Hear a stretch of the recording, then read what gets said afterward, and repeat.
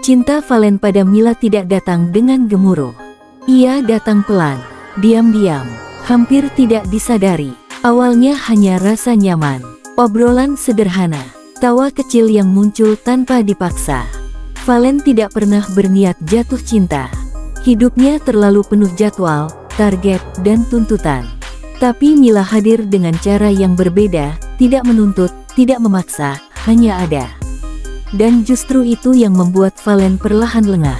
"Aku ngerasa tenang kalau sama kamu," kata Valen suatu malam, tanpa sadar bahwa kalimat itu adalah pengakuan. Mila hanya tersenyum, tidak menyangka, tidak berharap terlalu jauh. Tapi hatinya mulai terbuka. Hari-hari berlalu, mereka semakin sering bersama. Valen mulai mengenali kebiasaan Mila. Cara Mila diam saat sedih. Cara Mila tertawa dengan mata yang ikut menyipit. Cara Mila lebih suka mendengar daripada bicara. Dan tanpa Valen sadari, ia mulai peduli lebih dalam. Ia khawatir jika Mila lelah. Ia gelisah jika Mila terlambat membalas pesan. Ia senang hanya dengan mendengar suara Mila. "Apa ini cinta?" tanya Valen dalam hati. Jawabannya datang tanpa perlu dijelaskan. Ia mulai takut kehilangan. Valen mencintai Mila, tapi ia mencintai dengan caranya sendiri. Diam, sibuk, dan sering lupa menunjukkan. Bukan karena tidak peduli, justru karena ia terlalu fokus membangun masa depan, sampai lupa merawat perasaan. Mila sering mengalah, sering memahami, sering menunggu. "Aku ngerti kamu capek," kata Mila berkali-kali. Dan Valen mengira itu cukup. Padahal, yang Mila butuhkan bukan pengertian, melainkan kehadiran. Cinta mereka tidak hancur oleh pertengkaran besar. Ia retak oleh hal-hal kecil yang dibiarkan terlalu lama. Pesan yang dibalas singkat, janji yang ditunda, pelukan yang semakin jarang. Mila mulai merasa sendiri, meski Valen ada di sampingnya. "Aku merasa kehilangan kamu, padahal kamu masih di sini," ucap Mila suatu hari. Valen terdiam. Ia mencintai, tapi tidak tahu cara memperbaiki. Mila pergi bukan karena tidak cinta. Ia pergi karena terlalu lama berjuang sendirian. "Aku capek, Len." Kalimat itu sederhana, tapi penuh luka. Valen tidak menahan, bukan karena tidak ingin, tapi karena ia tidak tahu harus berkata apa. Dan sejak hari itu, cinta berubah menjadi rindu. Tanpa Mila, Valen baru sadar betapa besar tempat yang ditinggalkan. Setiap sudut rumah mengingatkan. Setiap lagu terasa berbeda. Setiap malam terasa terlalu panjang. Valen merindu bukan hanya pada Mila, tapi pada dirinya sendiri saat bersama Mila. "Aku kehilangan rumah," bisiknya pada malam yang sunyi. Dalam rindu, Valen mulai jujur pada dirinya sendiri.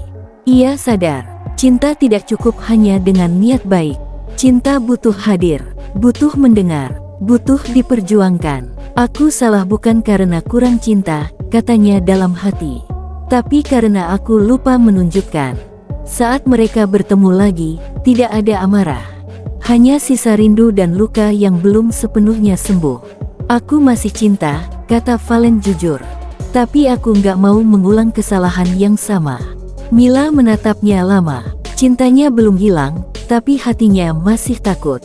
Kali ini Valen belajar mendengar tanpa membela diri. Belajar hadir meski lelah. Belajar mencintai tanpa merasa paling benar. Dan Mila pun belajar bahwa cinta yang sehat tidak harus selalu mengalah. Mereka berjalan pelan, tidak sempurna, tapi lebih jujur. Cinta Valen pada Mila kini bukan lagi tentang rasa memiliki, tapi tentang memilih. Setiap hari, dengan sadar. "Aku nggak janji hidup kita mudah," kata Valen. "Tapi aku janji, kamu nggak akan jalan sendirian." Mila tersenyum dengan mata berkaca-kaca. Itu cukup. Cinta mereka tidak seperti cerita indah tanpa luka. Tapi justru karena luka itulah, cinta itu tumbuh dewasa. Valen mencintai Mila dengan lebih pelan, lebih hadir, lebih menghargai. Dan Mila mencintai Valen tanpa kehilangan dirinya sendiri.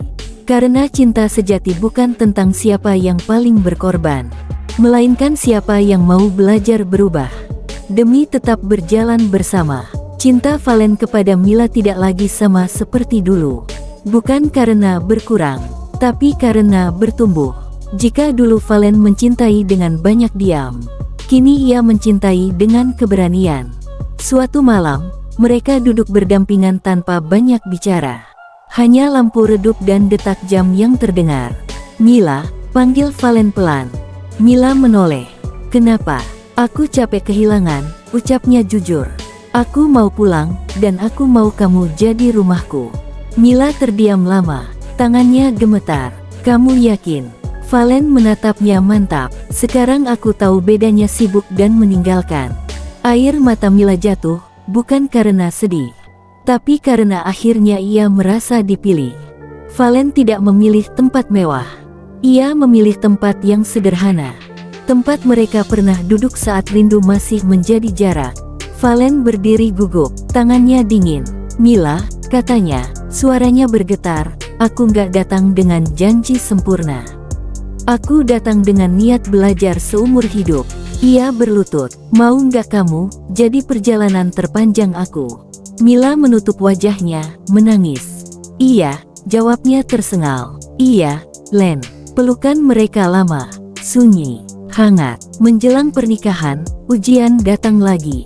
Tekanan, perbedaan pendapat, lelah. Mila pernah menangis sendirian di kamar. "Aku takut kamu berubah lagi," ucapnya. Valen memeluknya erat. "Aku juga takut," katanya jujur. "Tapi kali ini aku nggak lari. Aku di sini." Mereka belajar bahwa menikah bukan tentang hari bahagia saja, tapi tentang kesiapan menghadapi hari yang tidak mudah. Hari itu tiba.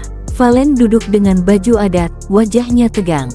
Bukan karena ragu, tapi karena takut tidak cukup pantas. Saat Mila muncul, dunia Valen seolah berhenti. Mila terlihat cantik, bukan karena gaunnya, tapi karena semua luka yang pernah ia lewati.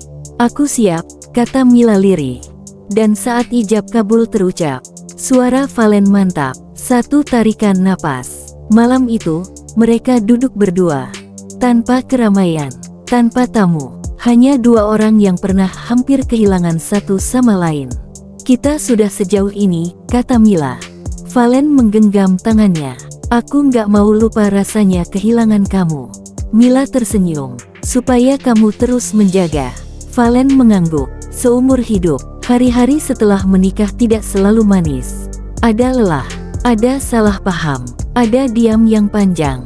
Tapi kini, tidak ada pergi. Setiap pertengkaran diakhiri dengan duduk bersama.